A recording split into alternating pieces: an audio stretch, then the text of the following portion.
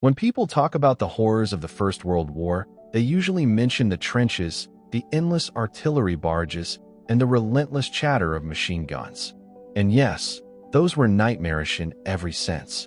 But chemical weapons deserve their own place on that list, because nothing else in that war attacked the human body in such a calculated and invisible way. Before we go any further, make sure you subscribe to the channel and turn on notifications. We cover the darkest and most intense chapters of military history, and you do not want to miss what is coming next. Now, this is not a light subject, so consider this a genuine warning. If you are eating, or if you would rather avoid disturbing imagery tonight, you may want to pause here. What we are about to discuss is deeply unsettling. If you are still here, let us begin at the very start, with the question of why such a weapon was even considered in what many believed was a modern, civilized era. First of all, the concept itself was not new. Long before industrial armies marched across Europe, ancient civilizations understood that poisons and choking smoke could break defenses when conventional weapons failed. During sieges, attackers sometimes contaminated wells or directed suffocating smoke into enclosed spaces to force surrender. These methods were crude and sporadic, not part of formal military doctrine, and for centuries they remained on the fringes of warfare. In the years just before the Great War, a handful of chemists and military officers experimented with modern toxic agents. But the early trials did not impress anyone. Delivery systems were unreliable, and culturally the idea of poison felt dishonorable. Artillery and rifles were considered legitimate weapons of war. Gas, on the other hand, seemed sneaky, almost medieval in its cruelty. As a result, most military planners dismissed it. That attitude changed when the war that was expected to end in weeks turned into the deadliest stalemate in human history. We are talking about the Western Front. You have heard about trench warfare. Mud, rats, shellfire, and endless lines of barbed wire. But the reality was worse than most people imagine. Both sides dug in, unable to outmaneuver the other. Machine guns and rapid-firing artillery made frontal assaults suicidal. Early aircraft provided reconnaissance, eliminating surprise. Old tactics had not adapted to new technology. Armies were locked in place with no clear solution. Desperate times produced desperate ideas. Among the most disturbing of these ideas was the deliberate use of poison gas on a massive scale. Ironically, the Germans had large supplies of chlorine as an industrial byproduct. But there was a legal obstacle. The 1899 Hague Peace Conference and later the 1907 Hague Convention prohibited the use of projectiles designed to spread asphyxiating gases. Notice the wording, projectiles. German planners did. If the agreements banned gas-filled shells, what about releasing gas directly from cylinders and letting the wind carry it? No projectile involved. Technically, they argued, this did not violate the letter of the law. On the evening of April 22, 1915, during the Second Battle of Ypres in Belgium, Allied troops noticed something unusual drifting toward them. It was not a bombardment. It was not ordinary smoke. It moved slowly, tinted a sickly green, rolling forward with the breeze from the German lines. At first, many assumed it was a smokescreen before an infantry assault. Then the coughing began. The Germans had secretly positioned over 5,000 cylinders along a 4-mile front. When the valves opened, more than 160 tons of chlorine poured out, forming a dense cloud that sank into trenches and dugouts. Soldiers had no proper gas masks. No one expected this. Chlorine has a sharp, bleach-like smell. Some recognized it too late. The damage had already begun. Entire frontline units collapsed within minutes. Men staggered backward, gasping, clutching their throats. Eyes burned. Lungs seized. Some tried to run, but only made it a short distance before falling. Within 10 minutes, thousands were dead or incapacitated. A massive gap opened in the Allied line, something almost unheard of on the Western Front. German troops advanced behind the cloud wearing only rudimentary protection, gauze pads soaked in chemicals tied over their faces. They had been told the gas would clear the trenches, but they were not prepared for what they saw. Bodies lay in positions that told a story too grim to fully describe. This weapon had never been used at such scale before. Even its creators were shocked by the result. The opportunity for a breakthrough was there. Yet the Germans hesitated. They had not anticipated such devastation. They feared moving into contaminated ground. Some of their own soldiers had been caught at the edges of the cloud. By the time they pushed forward cautiously, the moment was lost. Chlorine, being heavier than air, drifted beyond the battlefield into villages and low-lying areas.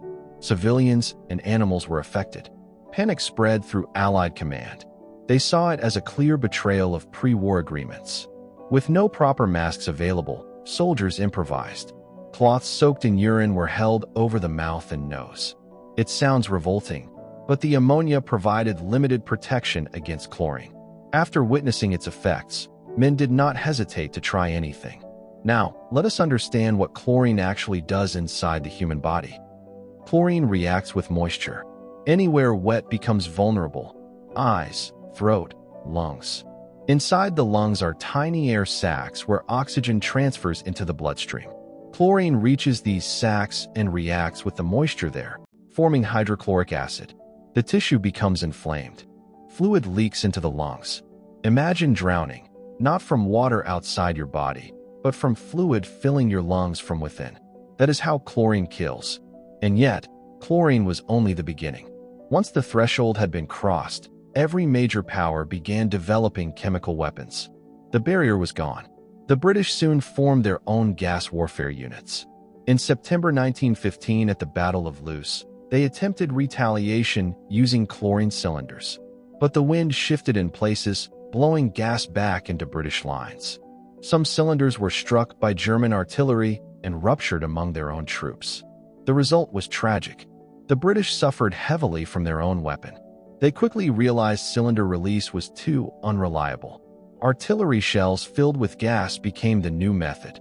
And then came something worse. Phosgene. Phosgene was far deadlier than chlorine and far more deceptive. It was nearly colorless and smelled faintly like musty hay. Soldiers might not even realize they had inhaled it. Its effects were delayed. Hours after exposure, sometimes up to a full day, symptoms appeared. By then, it was often too late. Like chlorine, it damaged the lungs, causing fluid buildup, but more insidiously. Phosgene accounted for the majority of gas deaths in the war. Medical staff described gas casualties as the most haunting cases they encountered. Oxygen supplies were limited. Field hospitals were overwhelmed whenever gas attacks occurred.